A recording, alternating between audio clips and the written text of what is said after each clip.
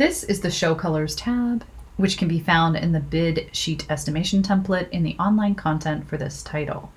This tab is your color list or Show Colors swatch list, where you take the color name and update it here, and it will update for all of your other process sheets. So whenever I'm starting, I usually start here. I go ahead and enter the colors that I'm going to be using and enter a color name on the first column, entering all of the component colors in the second column.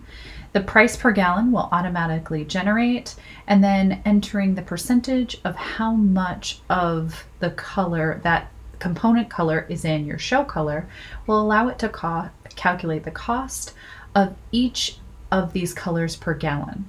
It doesn't mean that you necessarily even are making a full gallon of this color, but it does help you to be able to see what each gallon would cost, and that will be used in the calculations moving forward.